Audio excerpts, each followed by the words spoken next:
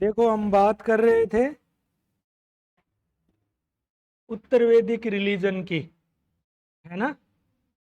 अब पोस्ट वैदिक रिलीजन में क्या क्या चेंजेस होंगे वो आप तब बता पाओगे जब आपको पहले वाले याद होंगे।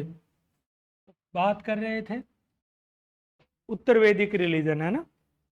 पोस्ट वैदिक या लेटर वैदिक रिलीजन।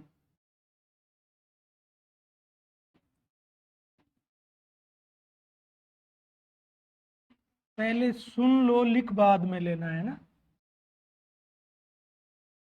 उत्तर वैदिक धर्म।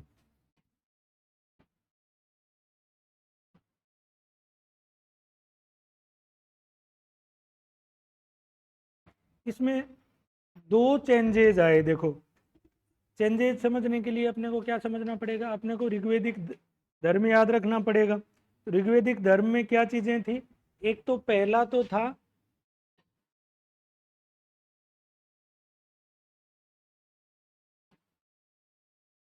ऋग्वेदिक धर्म में मूल चीजें थी यज्ञ प्लस स्तुति पाठ, था ना। सेक्रीफाइस, सेक्रीफाइसेस प्लस रेसिटेशन, ये काम चला 1500 से लेके 1000 बीसी तक।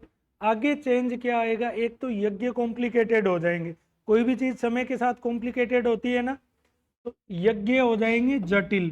अब यज्ञ जटिल होने का क्या मतलब है।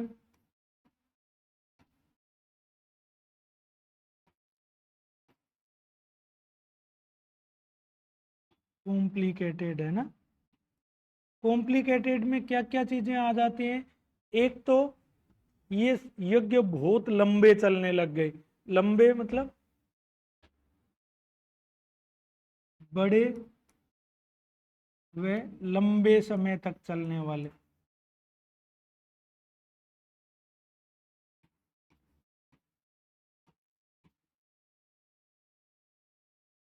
ठीक है। दूसरा क्या हुआ, वो ये समझने लग गए कि मंत्रों में देवीय शक्तियां होती हैं, शब्दों में देवीय शक्तियां होती है ना। They consider divine power in the Vedic formulas. तो दूसरा, मंत्रों में देवीय शक्तियां।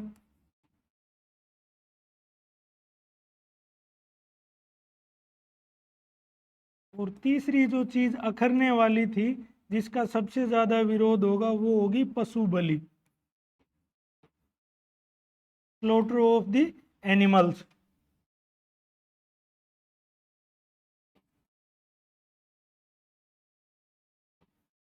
Slaughter of the animals. देखो इस चीज को समझना। जैसे यज्ञ कौन होते थे, एक तो होता था अश्वमेघ। अश्वमेघ में बड़े बड़े लंबे लंबे यज्ञों में देखो, अश्वमेघ में घोड़ा छोड़ देते थे, जिसके राज्य में से निर्विघ्न अनइंटरप्टेड गुजर जाता था, वो राज्य पे प्रभाव हो जाता जिसने घोड़ा छोड़ा है। जो रोक लेता था उसको युद्ध लड़ना पड़ता था। राजसूय, ये राजसूय एक एक के साल तक चलता था। इसमें ये लगता था कि ये यज्ञ करने के बाद राजा को देवीय शक्तियां प्राप्त हो गई। देखो बात को समझो, धार्मिक कर्म कांड भी है ना, किसी न किसी तरीके से सोशल या पॉलिटिकल ऑर्डर को ही दर्शा रहे होते हैं। समझते हो क्या इस बात को।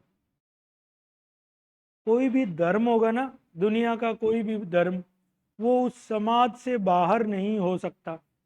अपने यहाँ जैसे सिंपली ऐसे समझो, हिंदू धर्म में बहुत सारी जातियां हैं, तो देवताओं के भी बहुत सारे वर्ग है ना। जैसे पंचायतन शैली में मंदिर बने, वो किस चीज की अभिव्यक्ति है। पंचायतन शैली का मतलब एक मुख्य देवता और बाकी 4-5 गौण देवता।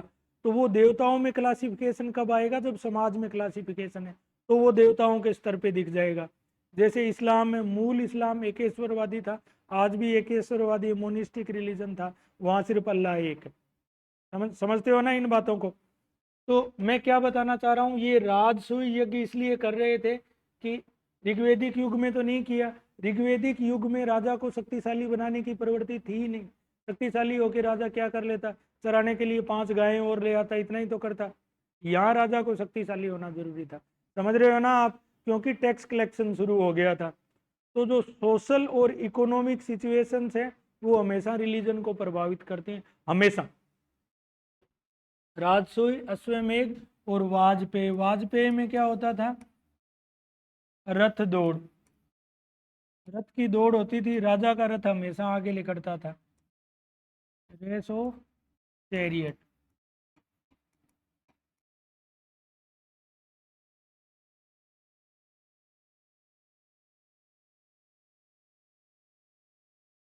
टू स्ट्रेंथन दी किंग, ठीक है। और इससे क्या हुआ, पुरोहितों का एकाधिकार बढ़ गया। एकाधिकार तो बढ़ेगा ना, जब इतने इतने 10-10 दिन यज्ञ चल रहे हैं, साल भर चल रहे हैं, तो हर आदमी के बस की बात नहीं है, वो तो सिर्फ पुरोहित ही कर पाएंगे। तो पुरोहित या ब्राह्मण, growth in the influence of brahmanical system. तो पुरोहितों या ब्राह्मणों के प्रभुत्व में वृद्धि।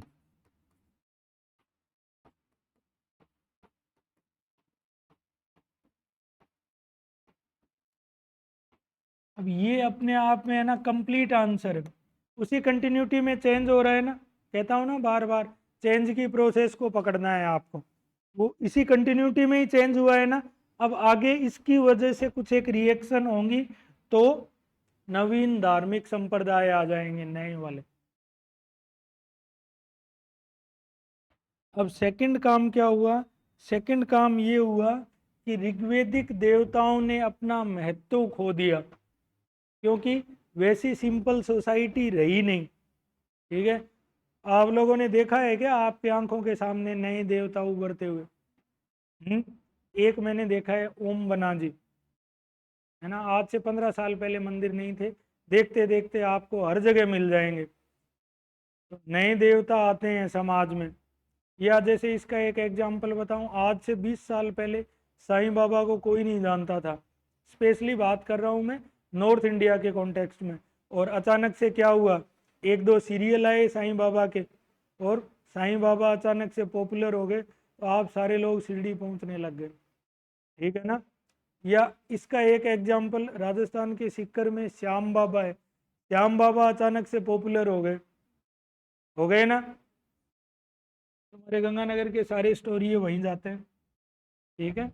लिखो, ऋग्वेदिक देवताओं ने अपना महत्व खो दिया। सेकंड चीज ये हुई, फर्स्ट तो यज्ञ कॉम्प्लिकेटेड हो गए, सेकंड चीज ऋग्वेदिक देवताओं ने अपना महत्व खो दिया। Rigvedic gods lost their importance in this age. अब नए इंपोर्टेंट देवता कौन आएंगे, नए इंपोर्टेंट आएंगे सबसे पहले प्रजापति। प्रजापति, अब प्रजा का पति मतलब प्रजा का पालन करने वाला या प्रजा का स्वामी।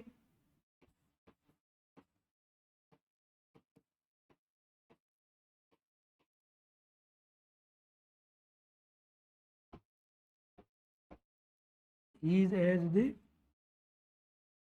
प्रजापति। दूसरे देवता कौन आएंगे, रुद्र। रुद्र को आप आद्य शिव मान सकते हो, है ना, प्रोटो शिव। रुद्र क्या होंगे, इस एज में पशुओं के देवता होंगे, गॉड ऑफ एनिमल्स, पशुओं के देवता।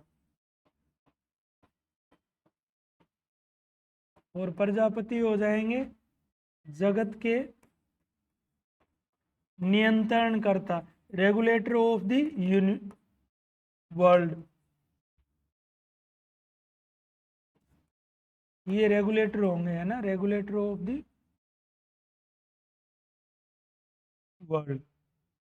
देखो, इन्हीं प्रजापति से आगे आके गुप्त एज में प्रजापति तो बन जाएंगे ब्रह्मा जी, रुद्र बन जाएंगे शिव जी, और तीसरे देवता थे पुष्ण। पुष्ण देवता थे। अब सोशल क्लासिफिकेशन हो गया, सोशल क्लासिफिकेशन हो गया था ना समाज में, ब्राह्मण क्षत्रिय वैश्य शूद्र चार अलग अलग दिखाई दे रहे थे, अलग अलग के अलग अलग देवता हो जाएंगे। आज भी है ना, जैसे अगर ये अंतर लोक देवताओं में ज्यादा है, जैसे अलग अलग जाति के अपने लोक देवता हैं, है ना। हालांकि लोक देवता का मतलब तो यही हुआ कि जिनको पूरा जन सामान्य मानता हो, लेकिन एक विशेष लोक देवता के कुछ एक विशेष जातियां ज्यादा जाती हैं, है ना ऐसा। तो पुष्ण शूद्रों के देवता हो गए, पशुओं के देवता प्लस शूद्रों के देवता।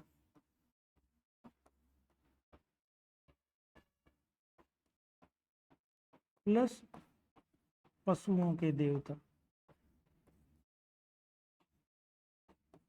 ये तीन नाम याद रखने हैं, प्रजापति, रुद्र और पूषण।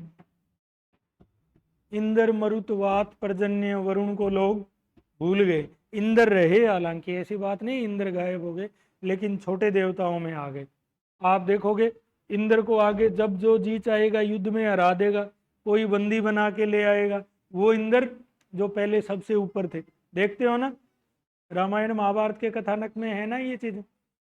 देखो, प्रजापति हो गए, रुद्र हो गए, पुष्ण हो गए, इंद्र और वरुण अपना महत्व हो बैठे थे। दूसरी चीजें क्या थी जो प्रारंभिक बीज मिलते हैं, एक तो आइडलेट्री, आइडलेट्री मतलब वर्शिप ऑफ आइडल्स, मूर्ति पूजा के प्रारंभिक बीज कहीं कहीं प्रतीत होते हैं। प्रॉपर रूप से मूर्ति पूजा कब शुरू हुई? गुप्त एज में, ठीक है। और दूसरा, भक्ति का कहीं कहीं लगता है कि भक्ति भी प्रारंभ हो गई थी, तो इनको इनिशियल सीड या प्रारंभिक बीज लिखेंगे। प्रॉपर तरीके से भक्ति कब शुरू होगी, मूर्ति पूजा कब शुरू होगी? गुप्त एज में, ठीक है। तो बस ये भी अब कंप्लीट आंसर है। अब इसमें क्या हो जाएगा, मूर्ति पूजा व भक्ति के आरंभिक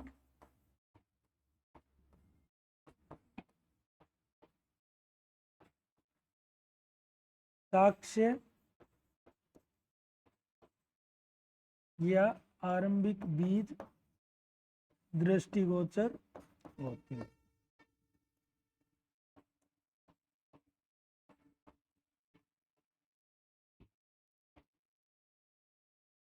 तो ये लिख सकते हो, आइडलेट्री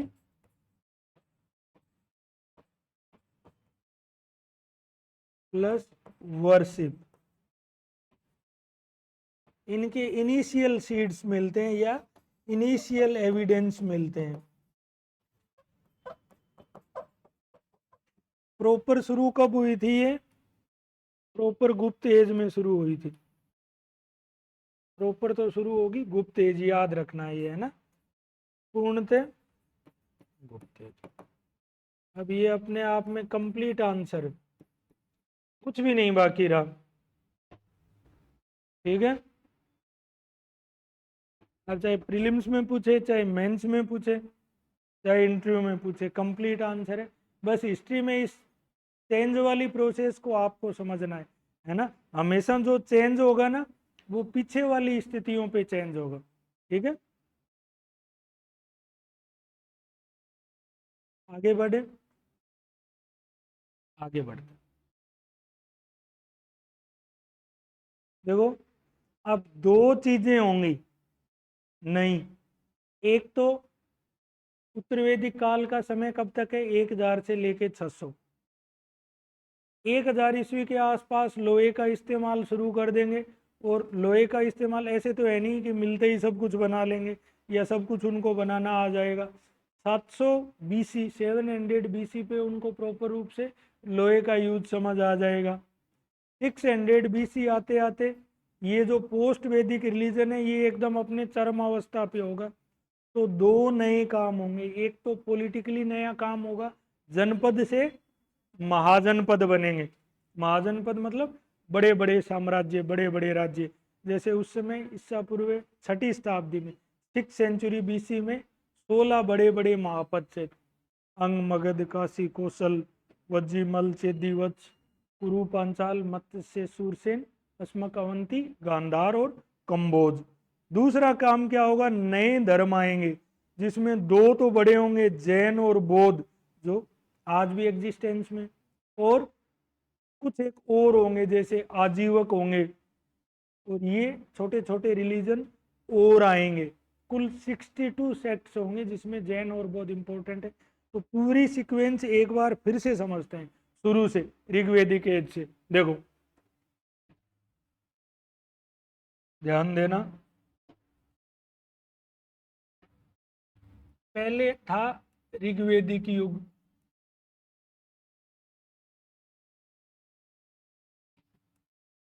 ऋग्वेदिक युग का टाइम है 1500 से 1000।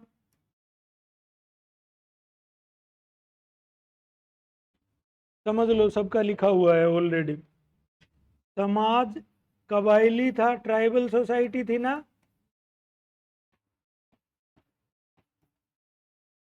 ट्राइबल सोसाइटी थी। तो ट्राइबल सोसाइटी में क्या होगा, जन में रहते थे ये, ठीक है।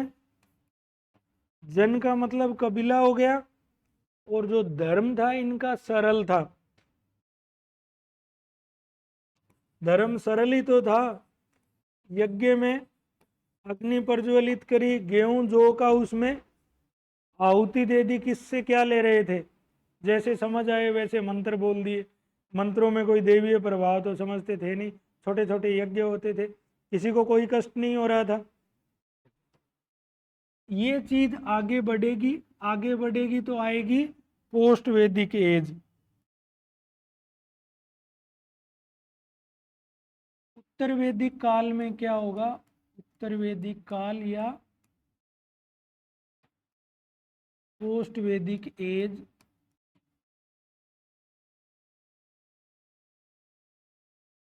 इसका टाइम है 1000 से 600। इसमें क्या होगा, समाज में स्पष्ट रूप से विभाजन हो जाएंगे। यहाँ केवल 3 वर्ग थे, ब्राह्मण क्षत्रिय वैश्य, यहाँ पूर्णतः 4 वर्ग आ जाएंगे, ठीक है। तो समाज के 4 वर्ण। अब इन 4 वर्णों में भी क्या होगा कि जो ब्राह्मण है उनको प्रभुत्व होगा। जैसे सतपथ ब्राह्मण है ना, ये कहता है कि यज्ञ के समय ब्राह्मण को क्या दें, तो सतपथ ब्राह्मण ये कहता है कि ब्राह्मण को चारों दिशाएं दान में दे दो। चारों दिशाओं का मतलब सब कुछ ही दे दो, ठीक है। तो ब्राह्मणों के प्रभुत्व में वृद्धि हो गई थी। जैसे क्या था, ऋग्वेदिक काल में ये होता था कि जो जहाँ जैसा कर्म करेगा वैसा उसका वर्ण हो जाएगा। वर्ण का मतलब क्लास हो गया। और उत्तर वैदिक में ये चीज रिजिड होगी, जन्म के आधार पे होने लगे। जैसे शूद्र का बेटा चाहे कितना ही योग्य हो वो शूद्र ही रहेगा, ठीक है। तो शूद्रों पे कुछ एक निर्योग्यताएं या डिसेबिलिटीज लाद दी गई, ब्राह्मणों को कुछ स्पेशल प्रिविलेजेज मिल गए। ये बात आपको आगे समझ में आएगी जैसे स्मृति ग्रंथ पढ़ोगे। ब्राह्मणों को जो अपराध के लिए दंड मिलते थे, ब्राह्मण या पुरोहित वर्ग को, वो उतने कठोर नहीं होते थे। शूद्रों के दंड थे वो बहुत कठोर होते थे, ठीक है। कितनी सारी डिसेबिलिटी, मतलब शूद्र का काम ये था बचे हुए 3 वर्णों की फ्री में सेवा करना, ठीक है। तो यहाँ आते आते समाज कठोर हो गया था। कठोर हो गया तो प्लस यहाँ ये लोग क्या कर रहे थे, जन वाले लोग ये सिर्फ पशु चारण कर रहे थे, पेस्टोरल्स थे ये तो। प्लस खेती गौण थी, ऐसा नहीं था खेती नहीं करते, खेती नहीं करते तो भूख से नहीं मर जाते। कृषि गौण थी, मुख्य काम नहीं था। यहां आके कृषि मुख्य धंधा हो गया। प्लस कहीं कहीं व्यापार की चर्चाएं भी मिलती है, क्योंकि ये समुद्र का नाम लेते हैं, ठीक है। समुद्री यात्रा, अब समुद्री यात्रा पिकनिक मनाने तो जाते नहीं थे उस टाइम, जाएंगे तो कहीं ना कहीं व्यापार करने जाएंगे, ठीक है। अब साथ में क्या हुआ, ये जो जन है जब ये स्थाई रहने लग जाएंगे तो जन से क्या बनेगा, जनपद बन जाएगा। और जनपद का मतलब यही है, जनपद का मतलब फीट से होता है कि लोग जहाँ स्थायी रूप से बसने लग गए, वो जन से जनपद हो गया। ये घुमक्कड़ क्यों थे, क्योंकि ये पशु चारक थे। पशु चराने वाला तो मारी गाय के लाठी चल दिया आगे, उसका कुछ है थोड़ी। खेती करने वाला आदमी घुमक्कड़ हो सकता है क्या? हो सकता है, वैसे वापिस आके देखेगा खेत में कुछ भी नहीं मिलेगा। ठीक है, तो जन से क्या बना? जनपद। अब ये सारे काम हो गए थे सारे के सारे 600 बीसी में। ठीक है, इस 600 बीसी में ये चीजें क्लाइमेक्स पर आ गई थी। क्लाइमेक्स पर क्या क्या आ गई थी 600 बीसी में? एक तो शक्तिशाली राज्य बन गए थे।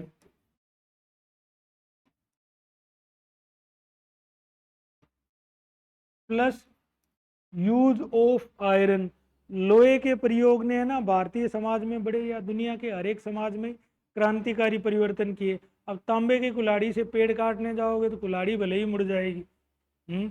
कांसे की कुल्हाड़ी बनाना बहुत मुश्किल है, क्योंकि कांसा वैसे ही तांबा और वो जिंक जस्ता मिला के बनाना बड़ा मुश्किल है ना, कॉपर और तांबा मिला के, तो वो भी इजीली अवेलेबल चीज नहीं है। लोहे की जिस दिन कुल्हाड़ी बनी, उसने पहला काम तो क्या किया? औजार बनाए और जंगल साफ किए। जंगल साफ करने से क्या हो गया? खेती करना आसान हो गया। फिर लोहे के फाल वाले हल बने। तो शतपथ ब्राह्मण में ये भी वर्णन है कि 24-24 बैलों से और हल जोते जाते थे। अब 24 बैलों के हल बांध रहे हैं तो एक तो लगाएंगे नहीं, तो 24 बैल ये समझ लो आपका जॉन डियर। ठीक है, बड़े वाला ट्रैक्टर। तो बड़े पैमाने पे खेती होने लगेगी तो जनसंख्या बढ़ेगी ना, बढ़ेगी ना, ऐसे समझना। प्लस सब छंदों से किधर शिफ्ट हो गए थे? यूपी बिहार की तरफ। और आज भी जो गंगा यमुना का दोआब है, जिसको गंगेटिक प्लेन भी कह देते हैं, या गंगा यमुना का दोआब भारत का सबसे ज्यादा पॉपुलेशन डेंसिटी वाला एरिया है ना? क्यों? क्योंकि वहाँ खेती अच्छी है। तो लोहे के इस्तेमाल से इन्होंने क्या किया? एक तो खेती के औजार बनाए, खेती का प्रसार हुआ। दूसरा, भाले बनवाए, तलवारें बनाई और तीर बनाए, एरो हेड, स्पेयर हेड, और इनसे युद्ध युद्ध होने बढ़ गए। ठीक है, जब हथियार होंगे प्रॉपर तो युद्ध तो करेंगे। तो साम्राज्यवादी भावना का उदय हुआ। समझ रहे हो क्या इस बात को? लोहा आ गया तो साम्राज्यवादी भावना का विकास हुआ।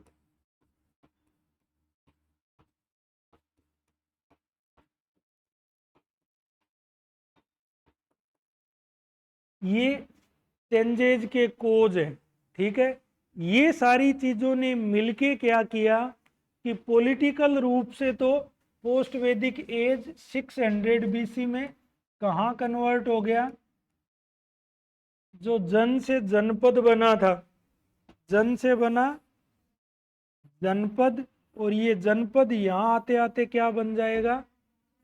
महाजनपद बन जाएंगे, क्योंकि ये बड़े और बड़े एरिया हो जाएंगे। और ऐसे 16 महाजनपद होंगे। कब होंगे?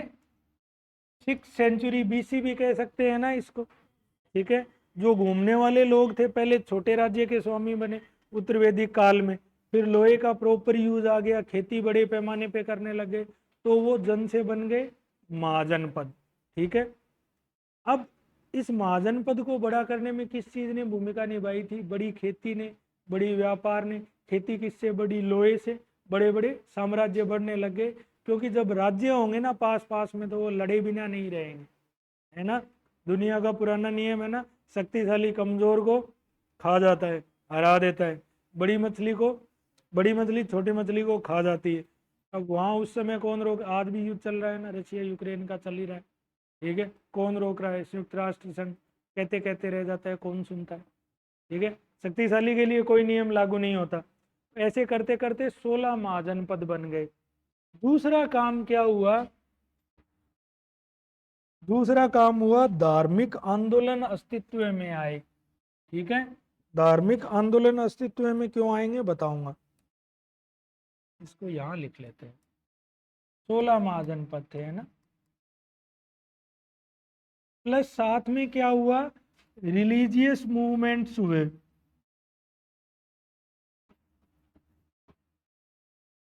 मतलब धार्मिक आंदोलन। अब धार्मिक आंदोलन का मतलब क्या हुआ? नए धर्म उभर कर सामने आए, ठीक है। एक तो आया जैन धर्म, एक आया बौद्ध धर्म। रिलीजियस मूवमेंट में क्या हुआ? दो बड़े धर्म, जैन प्लस बौद्ध। टोटल तो 62 संप्रदाय थे, छोटे छोटे। कोई भौतिकवादी था, कोई उच्छेदवादी था, कोई संदेहवादी था, कोई आजीवक था। लेकिन ये दो चर्चा में रहे, आज भी है ना। बौद्ध तो दुनिया के बड़े रिलीजन में से एक है, ठीक है। अब इनके आने की जरूरत क्यों पड़ गई? इनके आने की जरूरत इसलिए पड़ गई कि एक तो जो वैदिक धर्म था उसमें कर्मकांड इतने ज्यादा बढ़ गए, सालों तक यज्ञ चलते थे। तो कुछ लोगों को वो कर्मकांड पसंद नहीं आए, वो सादा जीवन जीना चाहते थे। पहला कारण तो वो हुआ, वैदिक धर्म के कर्मकांड।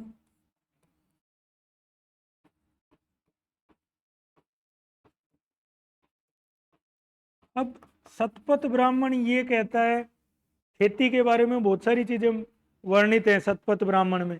24-24 बैल वाले हल की बात करता है, वो खेती के प्रसार की बात करता है। लेकिन ये क्या कर रहे थे? यज्ञ में बैलों की पशु बलि कर रहे थे दबा के। तो यज्ञ के लिए अगर जब पशु नहीं मिलेंगे खेती के लिए, तो कुछ लोग ऐसे होंगे ना जो इस बात का विरोध करेंगे, इन बेचारे जानवर को मारने से क्या मिलता है। तो पशु बलि का विरोध होगा। इसलिए जैन बौद्ध अहिंसक धर्म है ना, प्लस सरल जीवन की बात करेंगे, एकदम शुद्ध और सरल जीवन की बात करेंगे। ये सारी चीजें तो ले जाएंगे नए धर्मों की ओर। ये इसी से चेंज हुआ है ना, जो वैदिक धर्म कॉम्प्लिकेटेड हो गया था उसी। और इसी महाजनपदों से उदय किसका हो गया? इसी 600 बीसी में शक्तिशाली साम्राज्य के रूप में किसका उदय होगा? मगध साम्राज्य का उदय होगा। इसी महाजनपदों से मगध साम्राज्य का उदय, इमरजेंस ऑफ मगध। मगध का उदय किसी वजह से होगा? सेम वही, इनके पास लोहा ज्यादा था, प्लस इनकी भौगोलिक स्थिति थी वो अच्छी थी, और यहाँ के लोग वैदिक धर्म से बाहर थे। अब ये सीक्वेंस समझ आया क्या? बताना ऑनेस्टली, आया क्या? आया समझ सीक्वेंस? ये इस सीक्वेंस में चेंजेस होंगे, ये याद रखना। ये याद रखोगे तो आपको रट्टा मारने की जरूरत नहीं पड़ेगी। देखो, पहली चीज थी ऋग्वेदिक। ऋग्वेदिक आगे गए पोस्ट वैदिक में, पोस्ट वैदिक आगे गया महाजनपद में, और महाजनपद से किसका उदय हुआ? मगध। मगध का मतलब दक्षिणी बिहार। मगध एक शक्तिशाली साम्राज्य बन जाएगा, ठीक है ना।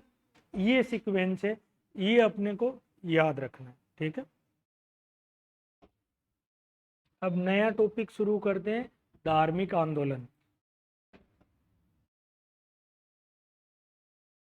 तो हिस्ट्री बहुत आसान है अगर अपन तरीके से पढ़े ना। कोई भी चीज हिस्ट्री में बेवजह या ऐसे ही नहीं होती, कुछ भी ऐसे ही नहीं होगा, हर चीज की वजह होगी। रिलीजियस मूवमेंट्स, और ये रिलीजियस मूवमेंट्स कब के हैं? 6ठी शताब्दी के। 6ठी शताब्दी के ही तो है। जैसे ही वैदिक धर्म, उत्तर वैदिक युग की समाप्ति होगी, ये शुरू हो जाएंगे धार्मिक आंदोलन है। इनको कई बार ये भी कह देते हैं 6ठी शताब्दी ईस्वी के धार्मिक आंदोलन, 6th century BC।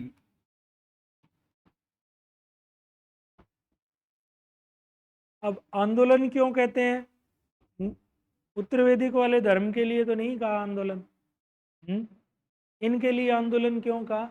आंदोलन इसलिए कहा कि एकदम आंदोलन के रूप में शुरू हुए थे, और ये एकदम वैदिक धर्म के विरुद्ध एकदम नई व्यवस्था लेके आए थे, उसके विरुद्ध में थे, उनके विरोध में थे, ठीक है। इसलिए इनको आंदोलन कहते हैं। अब टोटल कितने संप्रदाय थे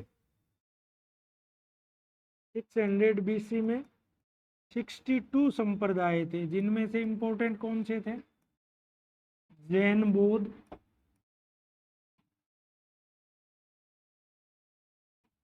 आजीवक भी इनके साथ थे। आजीवक छोटा सा टॉपिक है, आरएएस के सिलेबस में स्पेशली मेंशन है, हर बार आरएएस में सवाल आता है आजीवक से, हर बार, क्योंकि वो है ही इतना अक्सर। तो जैन बौद्ध और आजीवक, आजीवक भौतिकवादी, संदेहवादी,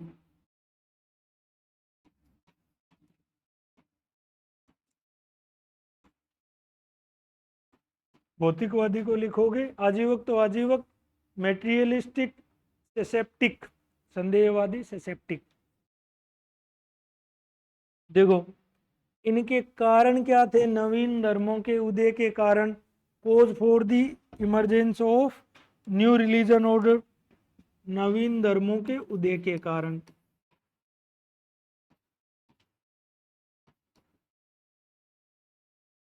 उदय के कारण। वैसे तो मैंने बता दिया था, अभी जस्ट बताए, नवीन धर्मों के उदय के कारण क्या थे, तो फर्स्ट लिखना,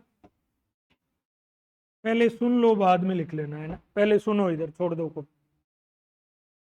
ये जो धर्म थे ना, आंदोलन इसलिए कि इन्होंने वैदिक धर्म के विरुद्ध प्रतिक्रिया की थी, इन्होंने, इनका आंदोलन था। तो ये क्या था, वैदिक धर्म की, वैदिक धर्म के विरुद्ध प्रतिक्रिया, रिएक्शन टू दी वैदिक रिलीजन। अब प्रतिक्रिया का मतलब समझते हो ना, रेजिस्टेंस या विरोध करना।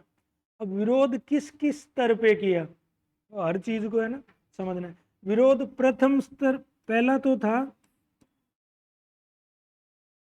ब्राह्मणों के प्रभुत्व के विरुद्ध।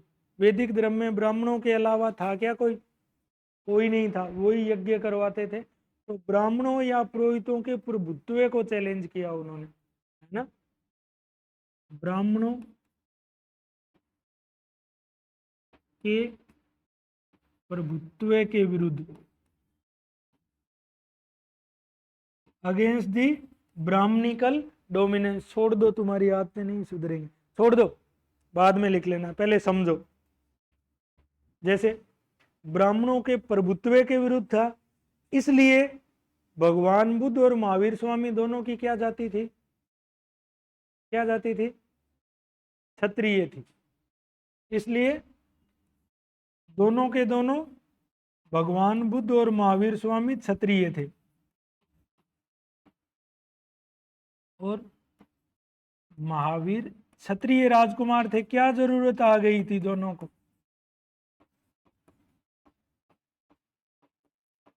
क्योंकि उन्होंने, अब यहां आते आते आप धार्मिक ग्रंथों में देखोगे, दोनों को विशेषाधिकार प्राप्त थे, ब्राह्मण और क्षत्रिय दोनों प्रिविलेज थे। यहाँ आप ग्रंथों में देखोगे कि आपस में ये वाद विवाद चलता है कि ब्राह्मण शक्तिशाली है या क्षत्रिय शक्तिशाली है। वो कहानियां है ना, परशुराम ने पूरी धरती को क्षत्रियों से विहीन कर दिया, वो सारी की सारी इसी बात की है कि हम दोनों में से बड़ा कौन। तो ब्राह्मणों का जो धार्मिक प्रभुत्व था उसको चुनौती दी थी क्षत्रियों ने। पहली चुनौती तो ये हो गई, दोनों के दोनों क्षत्रिय राजकुमार थे, ठीक है। दूसरी, वैदिक धर्म की किस चीज के प्रति प्रतिक्रिया थी, जो जटिल यज्ञ थे, यज्ञों के कर्मकांड इतने बढ़ गए थे, एक एक साल तक यज्ञ चलते थे। अब जो यजमान होता था उसका तो दिवाला निकल जाता था, एक साल तक यज्ञ चलेगा तो, है ना, क्योंकि यज्ञ में पति पत्नी भी शामिल होते थे। कुछ यज्ञ राजसूय जैसे ऐसे थे, राजसूय में राजा अपनी पूरी की पूरी प्रजा को लेके बैठता था, तो जिसको कोई इंपॉर्टेंट काम करना होता था तो वो करता रहे। वो तो यज्ञ इतने कॉम्प्लिकेटेड हो गए थे, अब उनमें दान दक्षिणा भी बहुत देनी पड़ती थी। तो दूसरी प्रतिक्रिया किसके विरुद्ध थी, यज्ञों की जटिलता के विरुद्ध।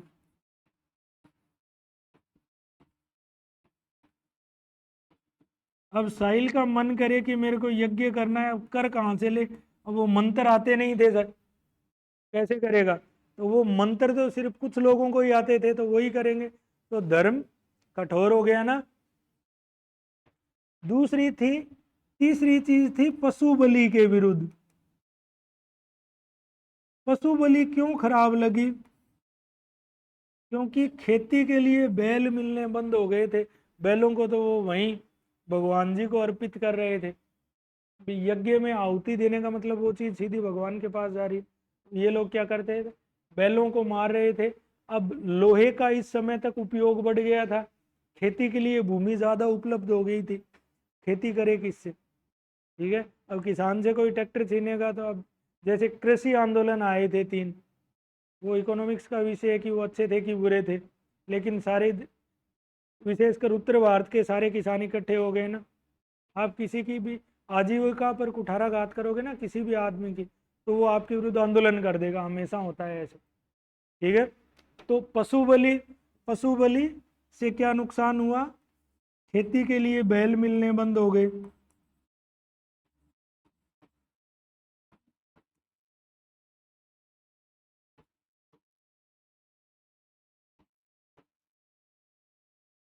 ठीक है। एक एक कुछ लोगों को है ना वैदिक धर्म की जटिलता पसंद नहीं आई, ठीक है। जैसे बहुत कॉम्प्लिकेटेड रिलीजन पसंद नहीं आता ना कहीं को भी, उस यज्ञ में ये गेहूं डालेगा, उसमें घी डालेगा, तब ये बोलेगा, तब वो, बहुत लोगों को वो चीज़ अच्छी नहीं लगती थी, ठीक है। तो वैदिक कर्मकांड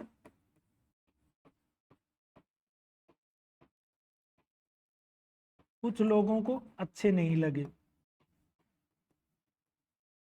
वो अच्छे नहीं लगते थे। वो सरल धर्म चाहिए था उनको, तो सरल धर्म, जैन बौद्ध तो बहुत सरल धर्म था, ठीक है।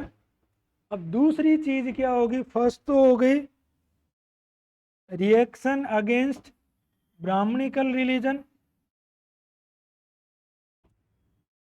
दूसरी चीज क्या होगी, दूसरी चीज ये होगी, देखो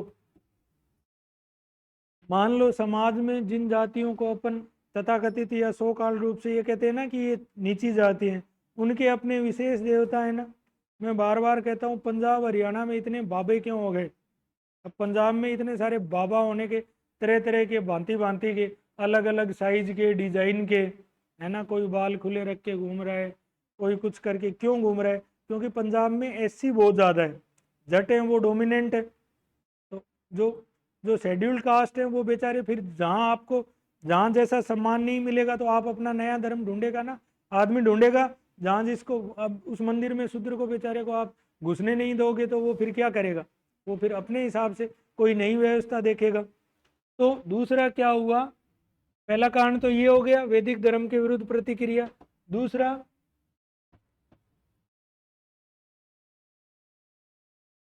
वेश्यों को ब्राह्मण धर्म में ब्राह्मण धर्म में उचित सम्मान नहीं मिलना। देखो सम्मान क्यों चाहिए था उनका, समझना।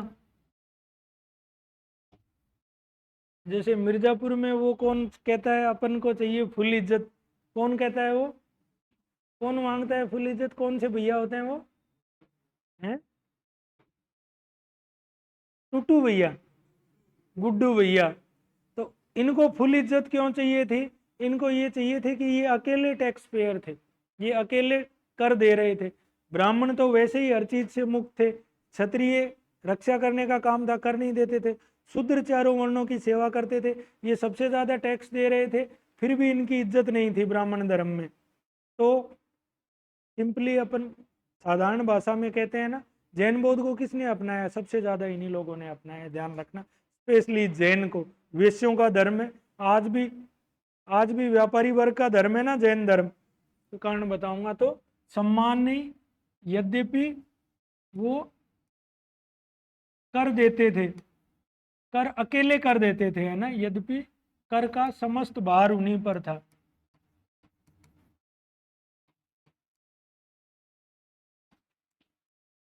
अकेले टैक्स पेयर थे, तो उन्होंने ऐसे रिलीजन को चुना जहां उनको सम्मान मिलता हो, ठीक है।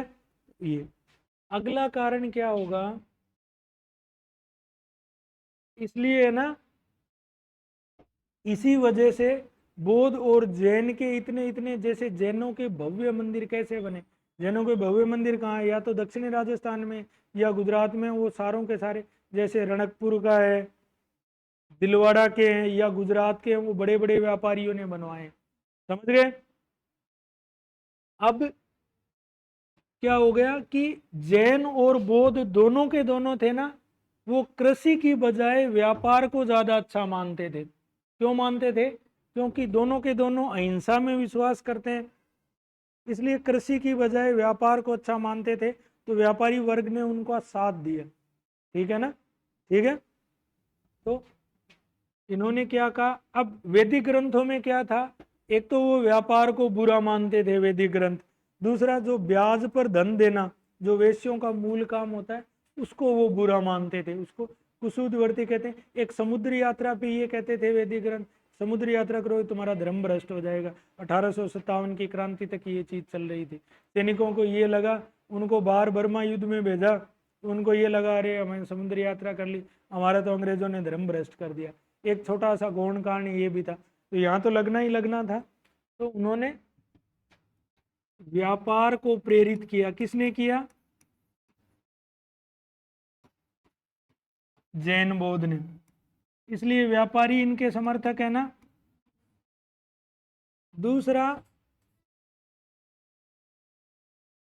सरल जीवन को ये महत्व देते थे। सरल जीवन व पवित्रता, प्योरिटी एंड ऑस्टेरिटी, ये दो मूल चीजें किसकी थी?